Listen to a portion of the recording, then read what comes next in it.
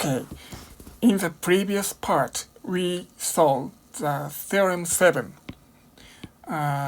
which is a basic tool to construct invariant mean curvature flow. In this part, we begin with some basic examples of Theorem 7. Okay. First example is a sphere. Let phi from Sn to Rn plus 1 be the inclusion map. We'd like to see the mean curvature flow of Sn. There exists an SON plus 1 action in this case. Then we take a single point as a nice submanifold V0, since the H action is homogeneous in this case. Okay, we can easily see that the single point V0 moves towards the center of the sphere by the restricted mean curvature flow. Then we have the mean curvature flow of the sphere by expanding the small deformation with the use of the SON plus 1 action.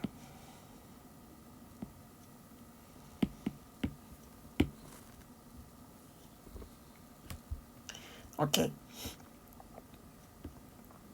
Second example is a cylinder. There exists an Rn minus m action for this direction.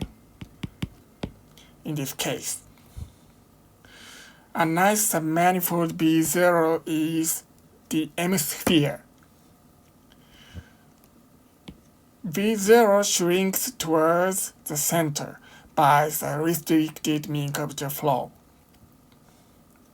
Then we have the mean curvature flow of the cylinder by expansion with the use of Rn minus m action.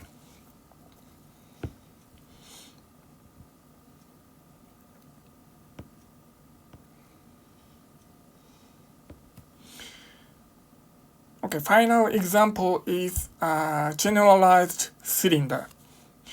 There also exists the Rn minus m action in this case. We take the submanifold M as a nice submanifold V0. Then suppose that we can solve the restricted mean curvature flow of V0 like this. Then we have the mean curvature flow of the generalized cylinder by expansion with the use of the Rn minus m action.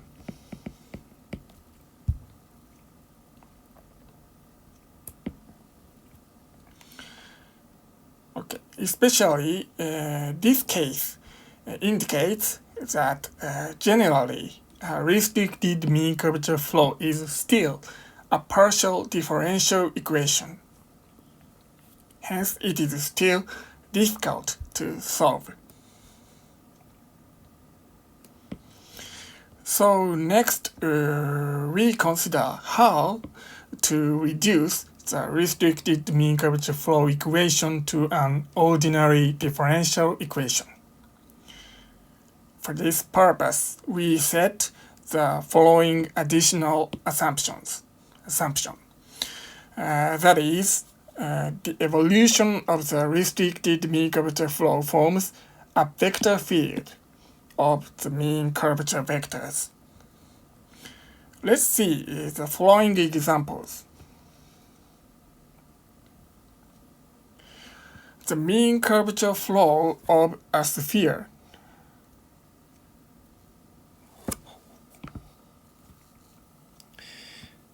The mean curvature flow of a sphere can be easily solved, and we can see that it forms a vector field like this.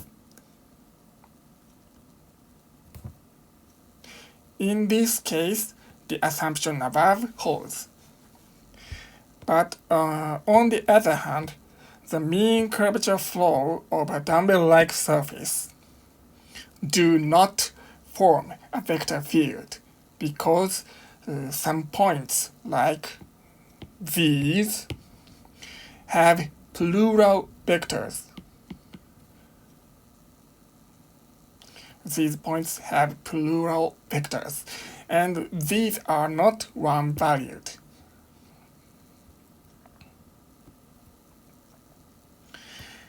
These examples indicate that the assumption above exclude at least a class of mean curvature flows which have self-intersections.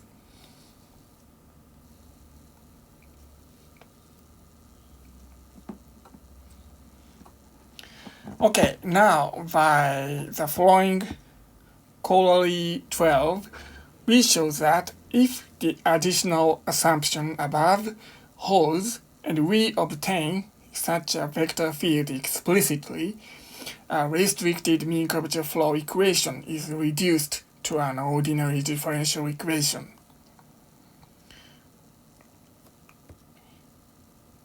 Okay, first, please recall the settings STA2.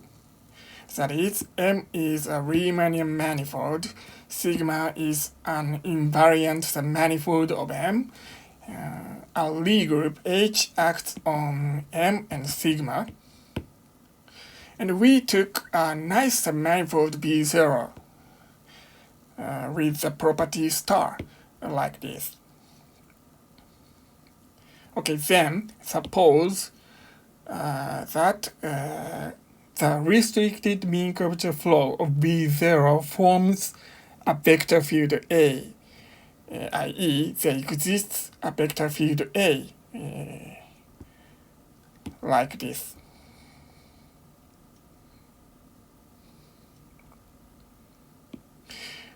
Satisfying the following condition 1 point A and 1 point B.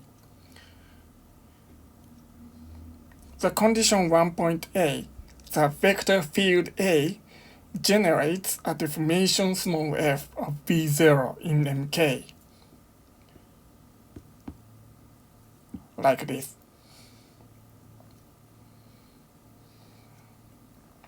With its expansion capital F,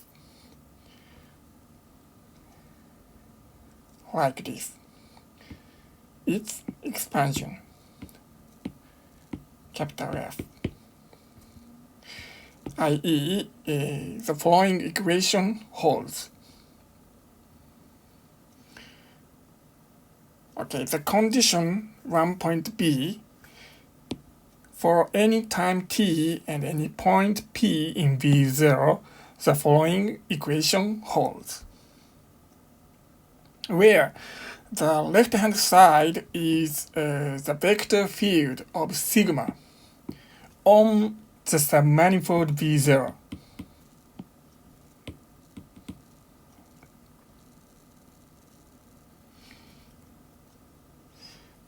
The condition 1 point A means that the vector field A generates a deformation small f of V0. The condition 1 point B means that the vector field A coincides with the mean curvature vector of sigma on V0. So these two conditions mean that the restricted mean curvature flow of V0 is written by the vector field A. That is, the additional assumption above holds.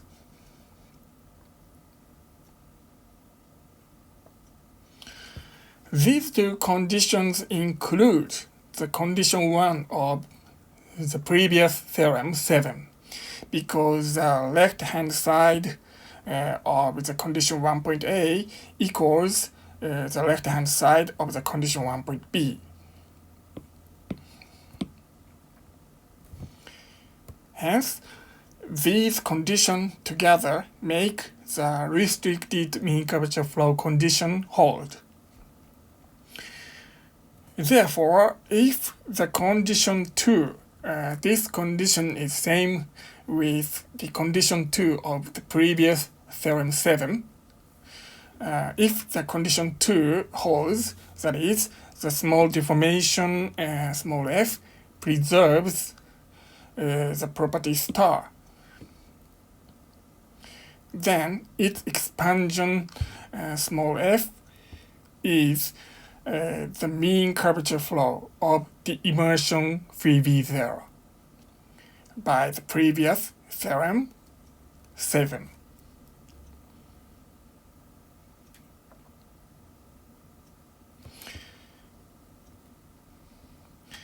Okay, here we note that if we can find a nice vector field A which satisfies the condition 1 point B for a given submanifold V0, then the condition 1 point A is an ordinary differential equation.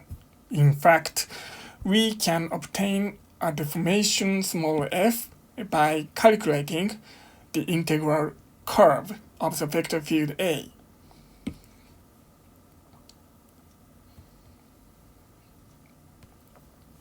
Okay, in the next part, we consider how to find a submanifold V0 and a vector field A satisfying the condition 1 point B above to construct Lagrangian mean curvature flows in Calabi-Yau manifolds.